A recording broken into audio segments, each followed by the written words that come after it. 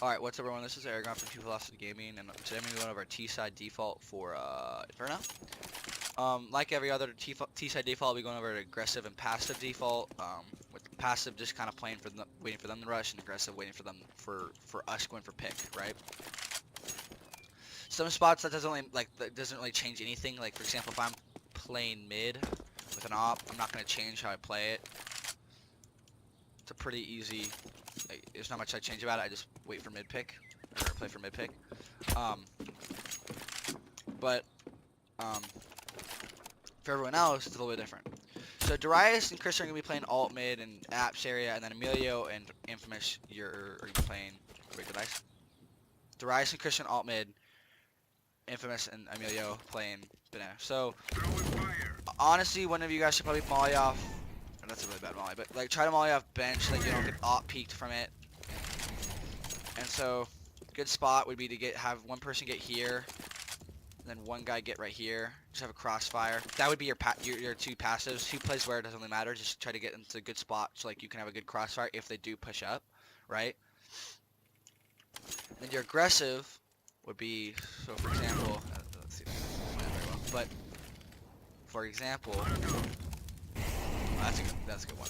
But your aggressive basically is to push up a little bit, and a good thing, and in my opinion, a good aggressive would boost someone up, see if they can get a pick, and then flash over, and then clear this, and then that's it. Don't do anything else. Just we now have banana control, which is important because, first of all, if we have a banana control that starts to put pressure on B, they'll probably start rotating people from A, meaning we could put more aggression A.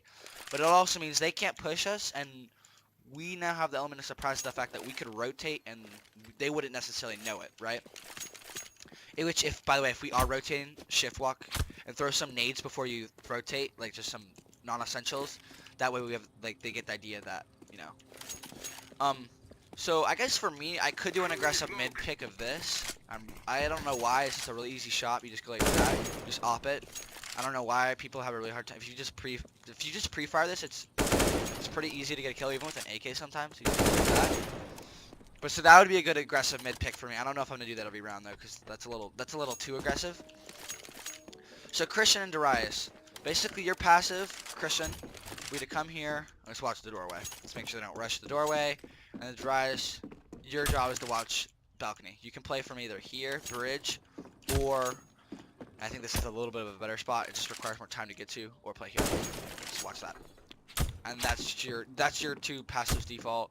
Your aggressive would be to take apps control, and Christian's usually pretty good at this. But so Darius, you'd push up, you'd go through here,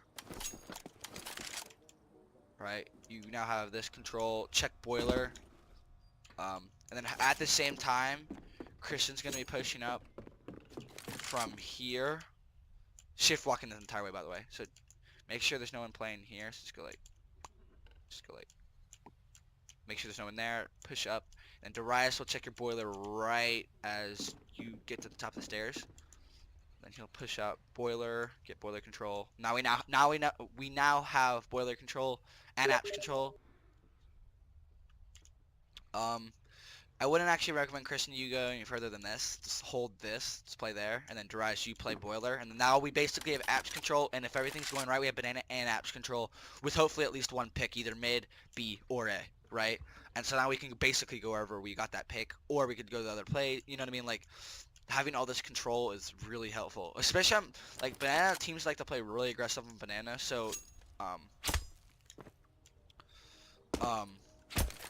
so you guys need to be really cautious. I mean, everyone needs to be cautious. I mean, that's not really the best way, I guess, to say it. How'd that molly go again? Oh, alright. I mean, that kind of works. But you guys just need to make sure that you don't go for fights if someone gets picked off. I mean, you could try to go for trades depending on what gun they have, right? Just check all your angles and don't go any further. Like, don't peek CT. Just play here. Like, just make sure you have banana control. But that's the T-side default. I think the T-side default's actually pretty good. I think it's just a CT side default I'm not really sure about.